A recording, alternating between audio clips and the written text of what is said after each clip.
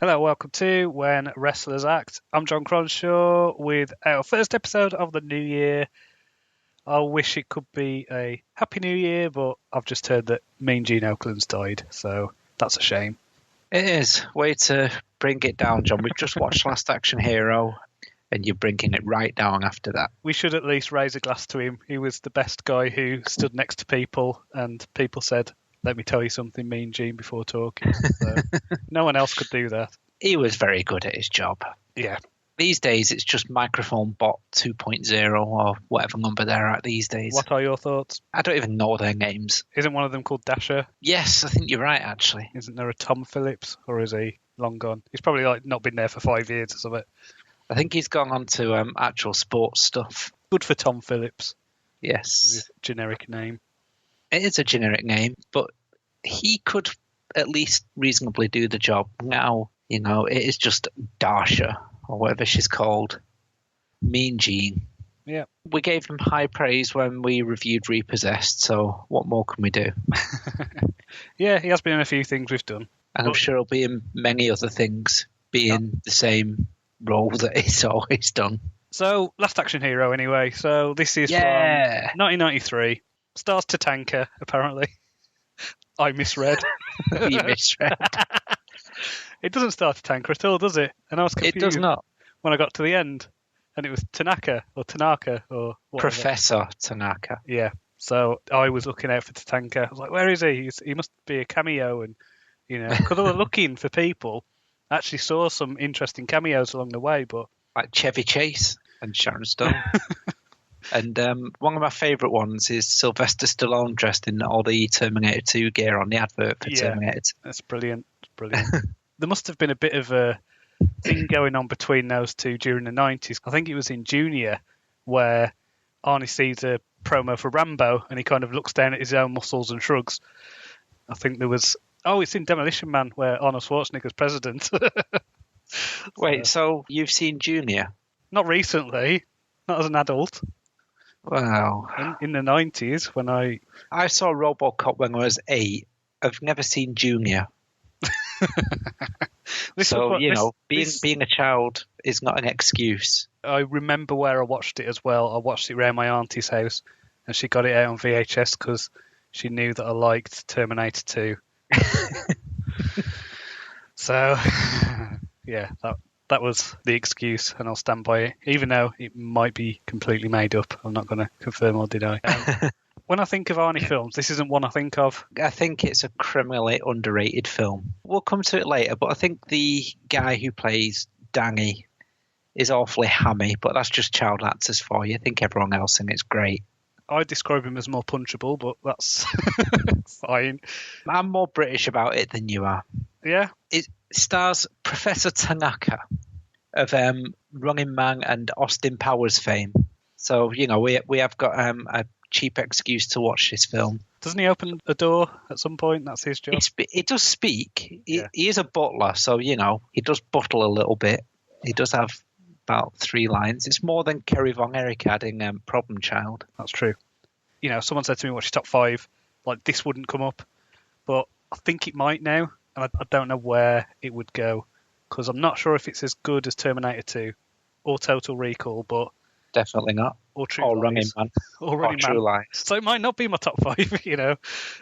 So, Total Recall, Running Man, True Lies, Terminator 2, Terminator 1. So maybe it's number 6. You've missed out Kindergarten Cop. Maybe it's number 6. Jingle All the Way? Maybe it's number 6. All right, Commando. No, that's below this, but only just. Did we say True Lies? We did. That's top 5. Okay, yeah. This is definitely a top 6 Arnie film anyway. That's my humble opinion. I think that this film is a bit of a failure. I think it's very flawed, but I think it was really trying to do something quite special and it just missed it. Yes and no. I mean, if it misses it, it is only just. I can see that it is awfully satirical. It is poking fun at himself a lot as well. But then it just goes into it, and I think it does make all the points it does endeavour to make.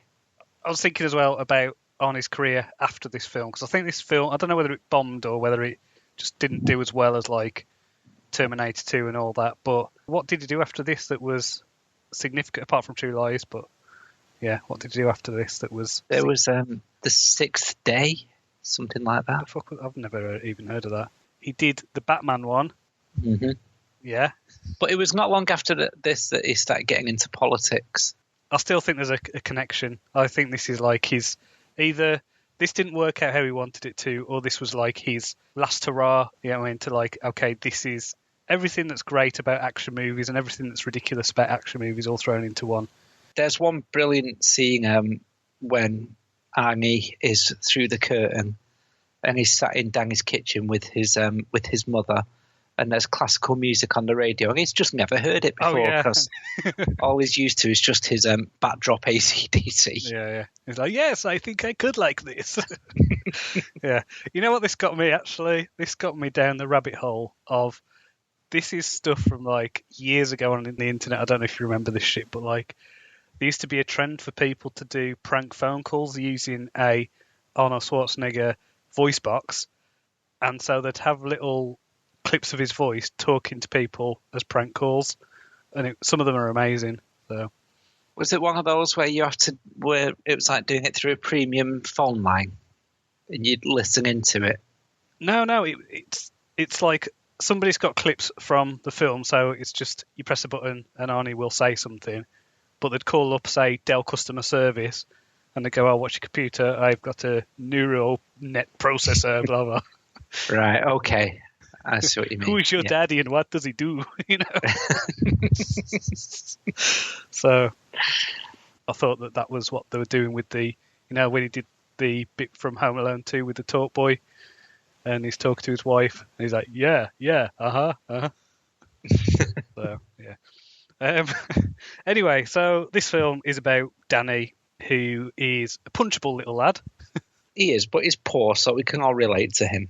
He's a massive action movie fan, big Jack Slater fan. That's who Arnie plays in the film. So it opens up and we've got what you think is a movie, but it's actually a movie within a movie.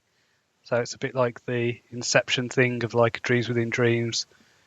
I'm going to use a word that I know you hate, Colin, but this film was very meta. Hello, Colin? Yeah, I am still here. I'm wondering why I'm still here. But it was very meta, you see, really meta. So they had the movie, and it had Arnie basically marching over police cars in order to save his son from the Ripper, and he's up on a rooftop. And I don't know if you noticed, did you notice that they were all good-looking blonde kids who was trying to save? Yes, I did. But they are good Aryan boys. Yes. So they have all the little Aryan boys, and Arnie's son's there. They have the bit of basically a Die Hard kind of moment with him being flung off a roof. You just don't know what's going to happen. The screen goes blurry, and then you realise, we're in a movie. And then the kid's like, I didn't get to see the ending. And but you've seen it before. Yeah, the projectionist says, how many times have you seen it? Oh, about 5,000. I found the projectionist very creepy, very paedophilic. What, you mean the guy who's like, hey, I've got some not puppies. I've got a film you really want to watch. Come back here by yourself at midnight. Pretty much. No. Don't do that. Just no. He basically tells him that he's got Jack Slater 4 before it comes out and he'll be able to watch it. We get back to his house and he's got a single mom and it's all a bit shit, a bit depressing. Mum goes out to work. Some sort of waiter, I think she is. Yeah, and then a robber comes in, tries to rob him. Finds out all his stuff's crap. Yeah, and then he goes back to the cinema. Hooray, like you would. Yeah, so, my house has just been robbed. Oh, fuck it. So he goes and watches Jack Slater 4. The projectionist gives him a magic ticket. Yeah, but the projectionist is wearing his usher outfit. That bit's fucking creepy. Yes. That's one of the paedophilic bits I was thinking of. Is when he's in his dress-up clothes. Did you like the backstory of the ticket? I did, yes. The Houdini ticket. Yeah. At the same time, I didn't because, as you know, John, I'm a big fan of magic and indeed the history of magic. And Houdini was a massive debunker. Exactly. This is why it was great. It was like the most mystical. It's like, yes, it came down. It was made in the Himalayas and carved from this. It's like, how long have movies existed? It's like it's just bullshit. It's like complete bullshit. So the idea that it came from Houdini just made me laugh. Thought that was a good ribbit him sort of thing. So I thought it was just Colin, a little bit of bad storytelling. No. You can't take anything at face value. It's all meta. So fuck off. A joke like that is actually a joke about Houdini's debunking stuff, I think. Oh, okay. It's all second level stuff, man. It's all very clever. Yeah, the ticket with the clumsy mythology I've put in my notes, but yeah. And then it's got the trailer. This was like one of my favourite things ever, which was the trailer to Hamlet starring Arnold Braunschweiger, or whatever his name is. And I wrote it down because it was great. It said, "Something is rotten in the state of Denmark, and Hamlet is taking out the trash." Loved it. And there were just like explosions and shit, and he lights a cigar, there's an explosion behind him, and he goes, "To be or not to be, not to be." So good. It's like, yes. That made it for me. So then the film starts and there's lots of explosions, and then you find out that, well, explosions, and that's just the credits, which I thought was brilliant. Yeah, and then you've got like basically some mobsters torturing, and I love this. This was like, he's my favourite second cousin. It's like, we're so far into the series that like, his son's dead, his wife's been killed. It's like, who's left? It's like, you're torturing my favourite second cousin. And I apologise if my Arnie impression is basically the same as Tommy Wiseau. I am aware of that. Has the room got any wrestlers in it? I don't know. I hope to God not, because I couldn't watch that again. Really. Oh, I'm sure you could.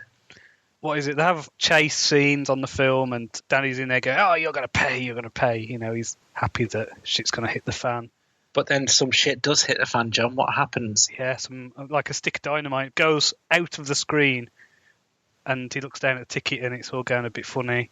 Houdini's ticket that was carved from Athena and bought from the Himalayas, that one. He goes into the film, he gets sucked into the film, ends up in the back of the car, and then they have a really exaggerated version of the chase out of Terminator 2. Same sort of drainage canal that they use everywhere in every film that is in Los Angeles that involves a car chase. There was a bit which I like, which was where he does some like crazy stunt and jumps over a truck and all this, and then the bad guys do the same and they end up like flipping into the air. Did you hear the line when one of the bad guys crashes into the ice cream van? Was he a cone head?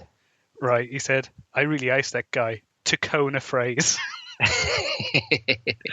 I love it. After the chase scene is finished, they reconvene at the police station and getting interrogated by that policeman who is the chief of police, whose gimmick is that he shouts a lot, so much that he can break glass with his Slater voice. Everything that Danny says, they think is a lie, apart from when he says, "I fell off a bridge and landed into the back of his car." Oh, finally, we're getting some truth at last. But this is the thing, it's like Danny is aware straight away that he's in the film, like he's not surprised at that, and he tries to point out to Arnie that they're in a film, and he's having none of it, and then the lieutenant or whatever it is saying, "Oh yeah, you cried and you're saying that Jack was your only friend and all this stuff." And you told him that. Promise you wouldn't tell anyone. Yeah, this is where we got the Sharon Stone. T-1000 was there as well. Yeah. Cartoon Cat, whatever. Cartoon Cat. Was it Detective Whiskers? Yeah, there was the rabbi as well. I cracked up at this because this was just such a fucking obscure reference to a shit film that I've not watched for years.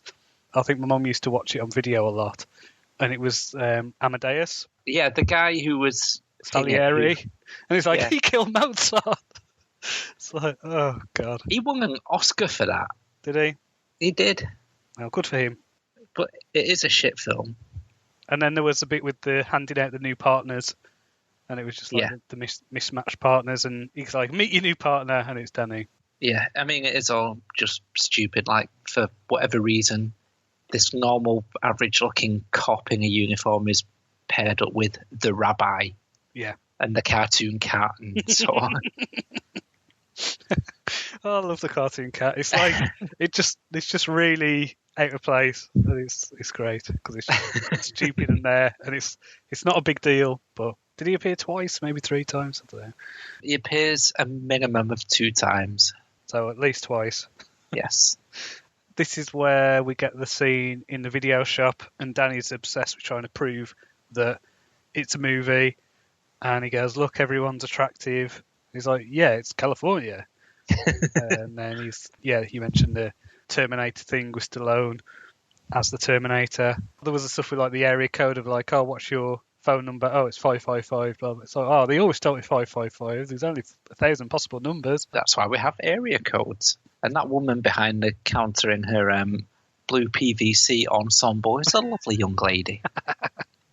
Probably isn't anymore, let's be honest. No, but you know. Yeah. So they were doing all the video shop stuff, and they end up in the car, and Danny goes, "I'll tell you where the bad guys are." And he points to a house. He goes, "Oh, that's the one." And he goes, "Oh, the detective work. No need for that anymore." Yeah. They go and knock on the door. This is when we get the first glimpse of the baddie.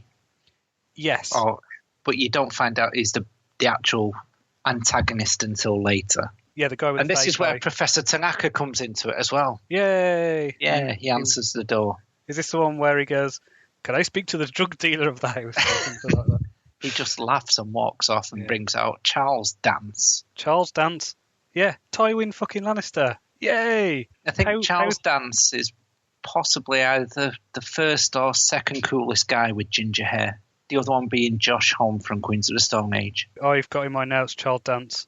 Exclamation point. So, yeah. But yeah, my reference to him is like, he's Tywin Lannister, who's one of the evil fuckers in the Game of Thrones. And he's great. And he gets killed by his son, who shoots him up the arse with a crossbow through the toilet. That sounds pleasant.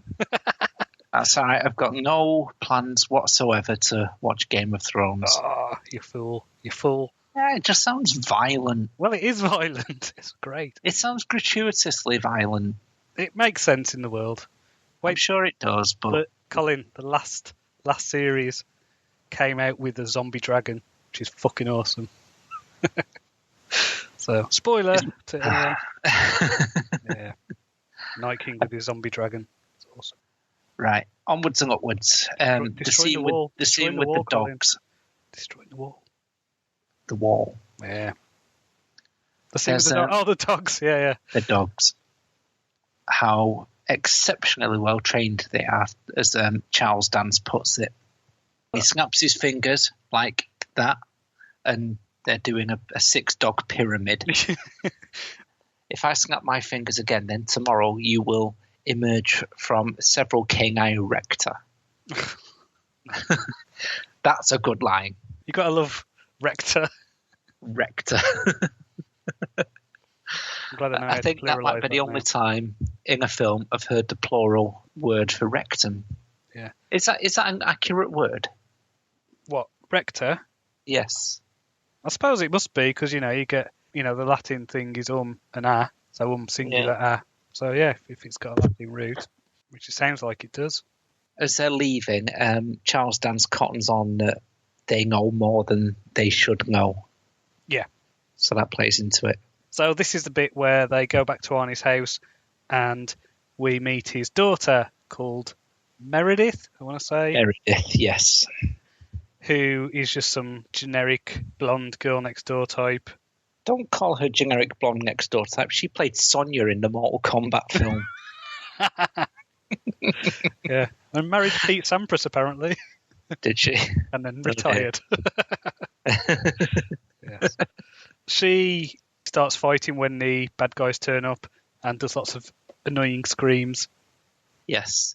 Well, her gimmick is she plants a big kiss on Danny, because what they're supposed to do is send a young student round for her to smooch, and then he goes away and probably has a wank or something. That's all I can think was supposed to happen. The Charles Dance comes along and Schwarzenegger's gone out for a bit. Sorry, Slater has gone out for a bit, so it's just Danny and Whitney/Meredith at home. And they're talking about various things like his son and everything. And they say, and this is some counterfeit money from an old case, and it turns a funny colour when you burn it, sends up coloured smoke or something. That plays into it. Yeah. Because they try to buy off Charles Dance's cronies by saying, have this money instead and go away. Charles Dance says, this is bad money, burn it. It creates a bit of a bat signal for Schwarzenegger to come and save the day. And it's just a very long action scene. Well, I can describe it as. Lots of stuff going on. And it ends up that Benedict, he gets the ticket. He quickly realises that it's got magical properties and that he might be able to get into other worlds with it. He knows that something isn't quite right with it. It's more than just a ticket. I don't think he understands its powers at that point. You've got Danny trying to save the day when Schwarzenegger's gone out, and it ends up he realises, shit, I'm the comedy sidekick. Yeah, when he goes to do the chicken bit on his bike. And ends up doing a bit of an E.T. jump and falls a lot, but doesn't break his neck because he's a comedy sidekick. And then Schwarzenegger ends up getting, the house blows up because Benedict leaves behind one of his glass eyes, which is also a bomb. Yeah. like you do. And he's fine. He's fine when he's just got a bit of dust on him or whatever. Yeah. Then he gets fired, has to hand in his badge. Then you get a glimpse into what his real house is like.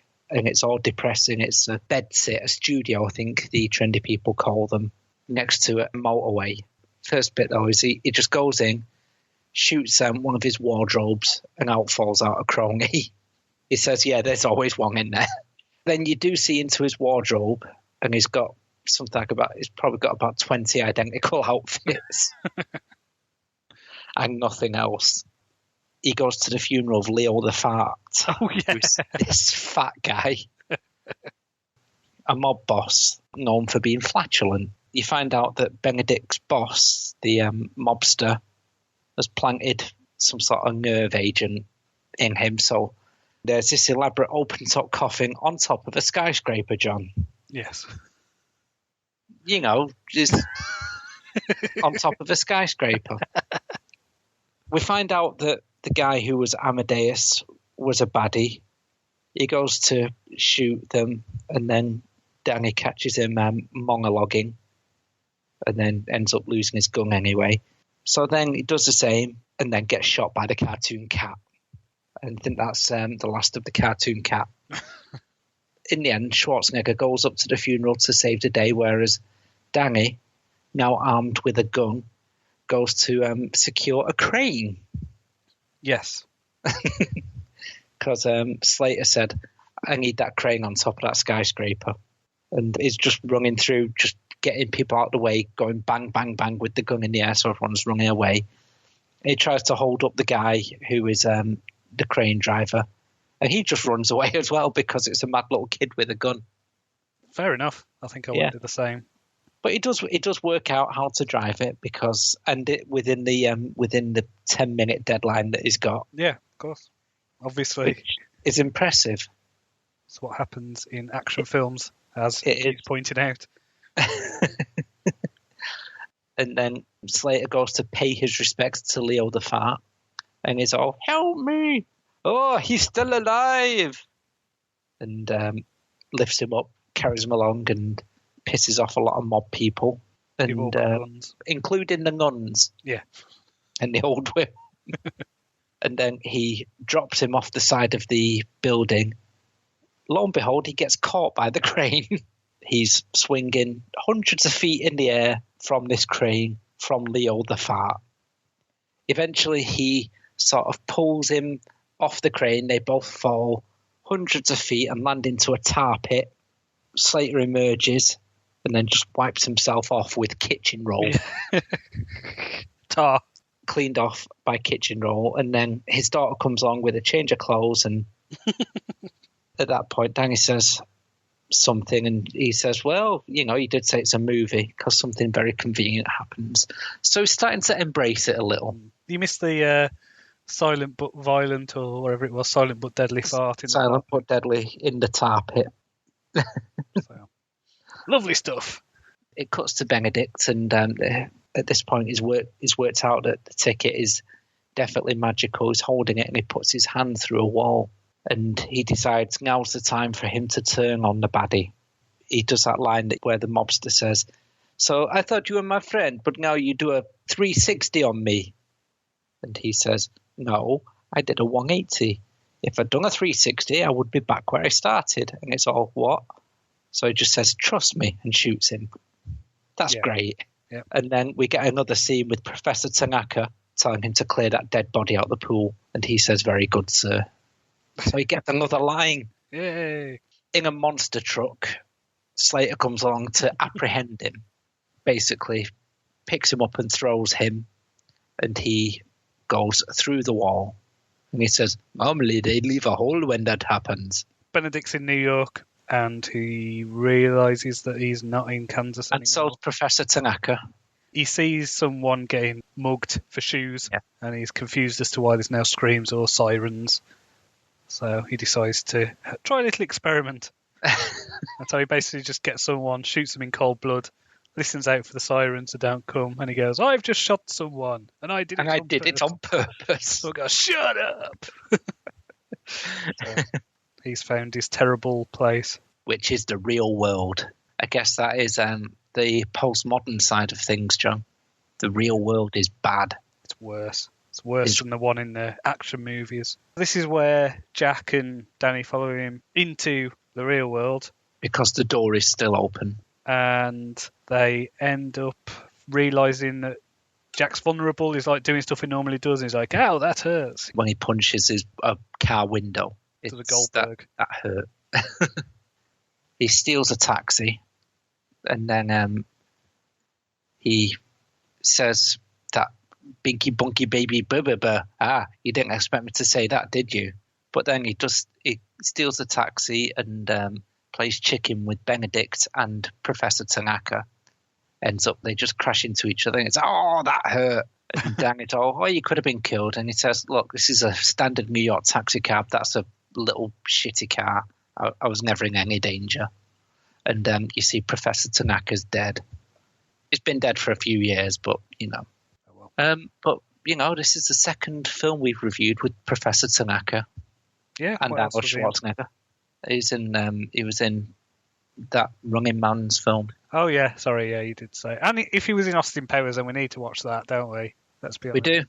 Yeah, we've got a gimmick. He's random task in that. Yeah. So. But this is the point where he meets Danny's mother. Yeah, she plays in Mozart. Yeah. And he's all, "Oh, you turned him into a wimp," because she's all being a caring, doting mother.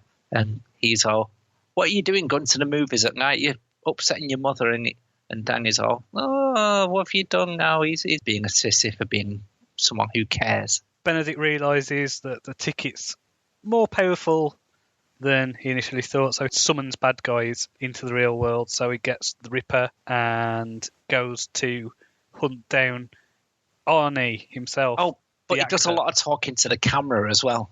Yeah, so he realises there's a camera there. Yeah.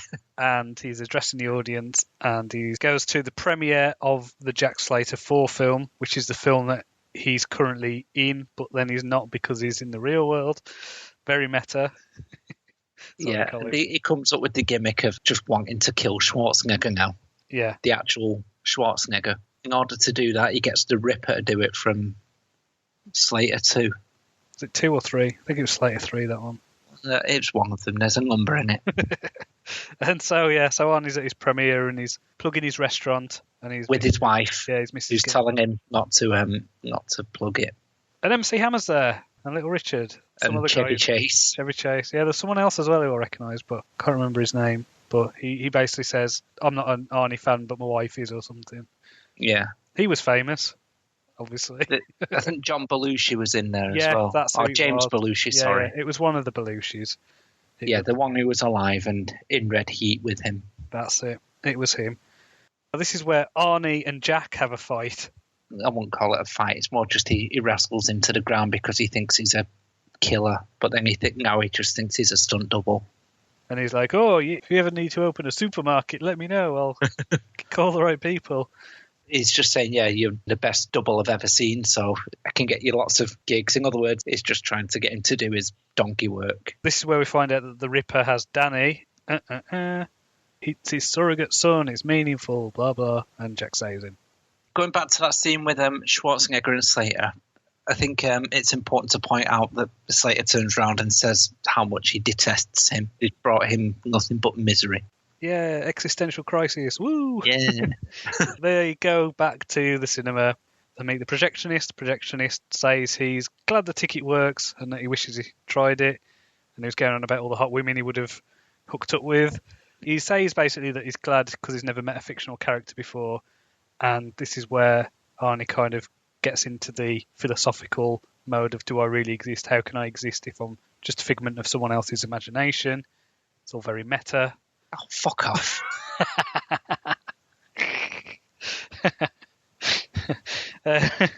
So easy. The Ripper just picks up Danny and throws him off the roof as if he's a little rag doll. Slater dispatches him, and as he's dying of electrocution, he's saying, I'll be back. So I thought that was quite funny. But then Danny isn't dead. He's sort of dangling on this thing, and then Slater helps him back up. Danny struggles to trust him because he is just in the real world where things can go wrong, but he saves him anyway. And then they're met again with Benedict at the top of the roof, looking very cool with an umbrella and a very fine suit, like Charles Dance does. He's doing the thing of shooting into the air, and then he goes to shoot Slater, and it's, did you make a movie mistake? Because he shoots him and his gun's empty. And then it's, no, I just left one chamber empty, and then shoots him. Clever. Yeah. Somehow, at this point, Slater gets hold of a gun and shoots him in the eye, in the glass eye, and he explodes. So then we get death. Yeah, Seventh Seal, black and white death. Ian McKellen. And he basically says that he's not interested in fictional characters, so... and just walks off. Yeah, he just goes away. Just tapping people on the shoulder as well. Yeah. But there's one point where he taps this policeman on the shoulder, and the policeman just starts coughing, and that's it. And then he just keeps walking.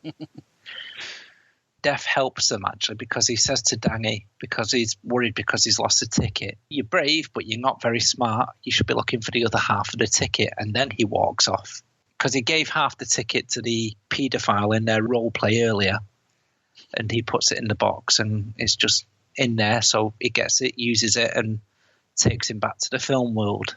Where we find out it's just a flesh wound. Just a flesh wound. So we're not going to treat that. Yeah. But you've got that scene where he's back as a cop again, and he's getting told off by the chief of police, and then he sort of tells him to shut up and tells him that he's just the comic relief and everything. And you hear him going on about various little things in the background, stuff like we need more psychological help at work and things like that. Yeah. It's not just about shooting, and I want to listen to different music. Yeah, because it was just like obnoxious metal all the way through, wasn't it? It was like AC/DC, Megadeth and stuff. Classic. Geordie rock. Danny goes to give the ticket back to the old paedophile, and he says, you can keep the ticket. I think the magic was actually yours. And thus, the film comes to an end. Everything's back to normal. That's a great film, and I refuse to get the stool chart out for this one. The stool chart can stay where it is. Yay, that's 2 good films in a row. Shit. And then we had Man on the Moon as well. I was going to say that's not true. We watched Santa with Muscles. Oh, yeah. Or have we just blocked that out like some dramatic war event? So I think we need to treat ourselves to more good things this year. Yes. 2019 is the year that we watch. That we need to not rely on the stool chart so much. We can't not use the stool chart if the film demands it. I mean, I'm happy to rely on the stool chart. I mean, we need to try to watch films that won't need the stool chart. We need to watch Austin Powers. We need to watch Demolition Man. Expendables has got Steve Austin in, you know. As I say, not a top 5 Schwarzenegger film, but it was great. I thought it was a lot of fun. I thought it was really funny. It was a lot funnier than I remembered, but I think it's more you probably get it now. Yeah. You might not have got it when you were young. And I remember watching this, and it was like, I was going to watch it, and then I went to see Jurassic Park instead. And was it the right choice? I don't know. I've not watched Jurassic Park since, so I mean, that might be a great film, but then I watched this on video, so I missed out, I think. The wife keeps telling me to watch Jurassic Park. Yeah? Has that got a wrestler in? No. She just keeps trying to get me to watch it. It's got a good soundtrack. So, yeah. Has it? I've got it on my playlist when I'm writing. I had the game on my Mega Drive. It was really good. Do you remember, I think it was Another World? Yeah. It was in that style, but with dinosaurs. Okay. It actually is a really good game.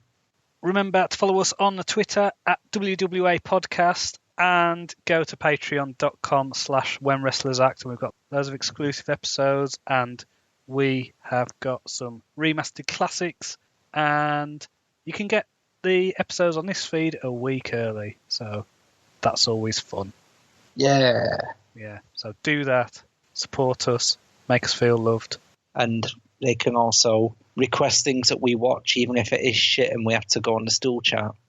So until next time, cheerio. Bye.